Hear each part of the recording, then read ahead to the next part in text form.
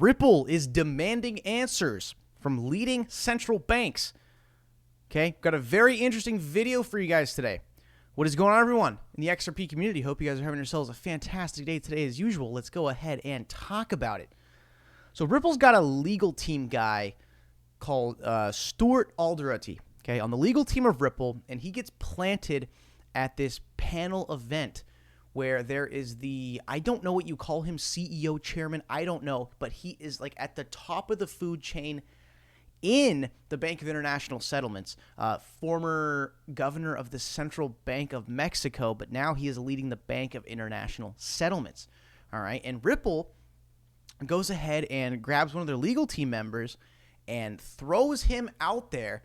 And, I mean, even in the video we're about to see, you can see the panelists saying, like, oh, my God, we got someone like really eager over there to ask a question.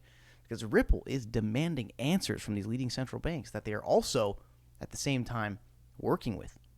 Let's go ahead and get into it, guys. XRP is currently a number 7 coin.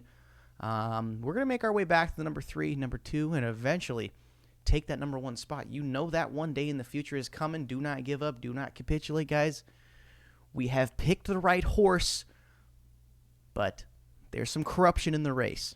When you are threatening a $1 trillion per day market, ecosystem, business, whatever you want to call it, when you're disrupting everyone and causing some big boys to lose money, the race is going to get a little corrupt.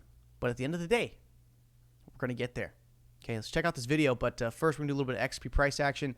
Guys, lately I've been day trading XRP. I turned like $200 into about like 500 right now in a few trades while I was on vacation with XRP. I'm not saying I'm some, technical analysis expert, but I just feel like if I'm going to trade something, I trade XRP the best, honestly. So quick little analysis here because I want to update you guys on the trades I take. I just cleared like a little, little tiny $70 profit. I know it's not some crazy, $8,000, $20,000 banger, but basically XRP was doing this right here.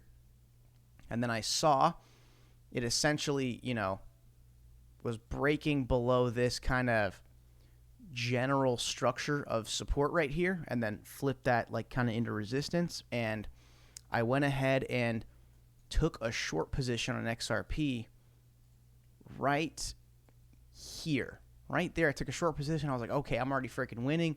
Bounce back up. I was going to bail on the trade, but I'm like, nope, follow my gut instinct. And then ran it all the way down, and then I had my stop loss, or I had my take profit at exactly 33 cents right down there. So as soon as the price cleared there, boom, $70 in my sleep. And honestly, guys, here's a really simple technical analysis tip for you guys.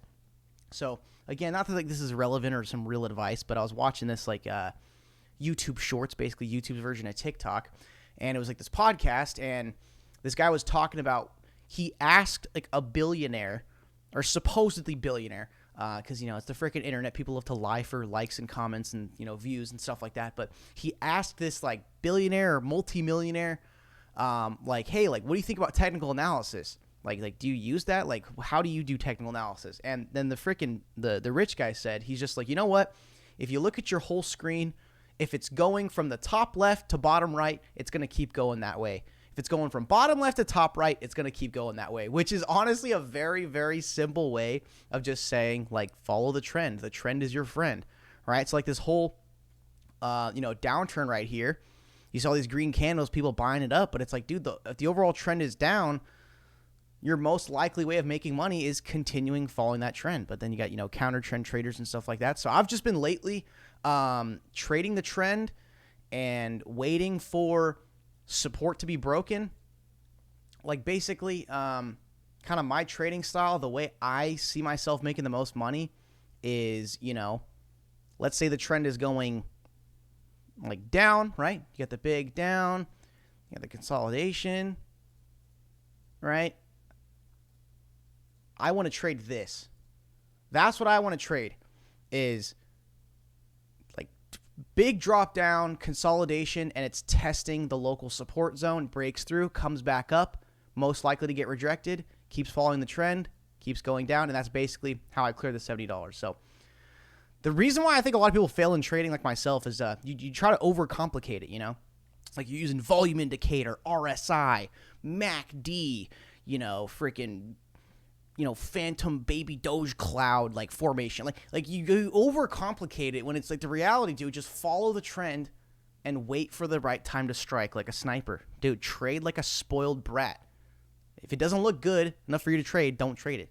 Okay. Anyways, guys, let's check out this little quick video. You can see right here, someone very eager over there from Ripple. And there's the Bank of International Settlements guy. Let's give this a watch. Asks a very, I'd say, the question is pretty much, it's demanding an answer, in my opinion. Someone very eager over there.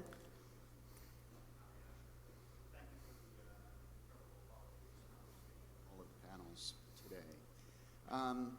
I think we can all agree that irrational speculation in any asset class, especially in an inefficient market, is a terrible thing, and the retail speculator will be left holding the bag. But the proposition I have for the panel is that, would you agree that the utility of any asset is built on liquidity, and that liquidity is backed by speculation? And if you agree with that proposition, what's the path to create efficient markets in crypto that would allow for responsible speculation to build utility for things like cross-border payments and cross-border trade? Great question. Thank you so much. Yeah, so I just want to play the question being asked from the Ripple legal team guy because honestly, in my opinion, there's no point of listening to the answer because, when it's in a public setting being recorded, they're going to give you those typical beat around the bush, no answer answers. But this guy asked a very great question because it's when you're building like a proper ecosystem like XRP, it needs to be built on liquidity, and liquidity is built off of speculation, but sometimes too much speculation can cause problems by ramping up liquidity too fast. Then someone wants to take it off the table. So it's this very weird kind of paradox. I don't know if that's the correct time to use that word. Again, like failed every English class in school. I swear to God, never got those things right. But kind of a paradox because for a proper, cryptocurrency ecosystem, you need liquidity. Where does liquidity come from? Speculation. But then at the same time, what causes this insane price action where it goes minus 90% in a day is too much speculation. So very, very interesting question. And I think essentially what he's asking here is how do we, have liquidity speculation on a proper, useful utility coin? It's not going to be a scam and run off of everyone's money, and get the proper regulation so the whole world can use it. Very interesting question, and dude, Ripple really, really wanted this guy over there asking this question. Like at the beginning, they said, "God, someone very eager over there." I really like that one. Yeah, absolutely. Anyways, we already saw it. I don't need to see it for you guys.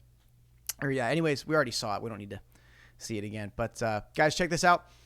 Crypto Law US, John Deaton explains in less than a minute what everyone in crypto needs to understand about the legal stakes for them in the SEC Gov versus Ripple XRP case. We're going to go ahead and play it on this very, very small screen to avoid some copyright, and let's check it out. Said there's no clear lanes, but they do this deliberately. You think they deliberately leave these gray areas? Oh, absolutely. Because if you provide guidelines, what do entrepreneurs and companies do, Charles? They meet those guidelines. When you keep it uncertain, it gives you options for him to continue to engage in regulation by enforcement, right? That's how he's doing it. I went on record to say that, to predict that he's going to sue an exchange or two by the end of this year and claim that they're selling unregistered securities other than Bitcoin, but he won't tell you which ones are securities. Right. That's the problem. Right. And it's hard to be ignorant of a law if the law doesn't exist. Exactly. Absolutely. It's one thing to say, okay, I didn't know, and it was on the books, but it's really despicable. It's disgusting, really, is what it is. He keeps going on record to saying these exchanges are selling securities. And then you ask, well, which ones? And he won't say, because now we know from his comment that you just asked me about, he's going to go with they're all securities except for Bitcoin, which makes this Ripple XRP. All right, some great points here from John Deaton, XRP community lawyer. The fact that we got a whole community lawyer representing us, going out on major news networks like Fox Business, absolutely amazing. And honestly, I got to say, love this picture of Gary Gensler because it makes him look like the most evil that he actually is. Because, typical Gary Gensler videos on Twitter that he posts of like, little, ooh, how to stay protected as an investor. Like he always tries to look so innocent and happy, but I freaking love this picture right here of him. Anyways, on to the next one, guys. XRP Ledger Foundation today marks a momentous occasion in the history of the XRP Ledger. The repo for Ripple is now under the foundation.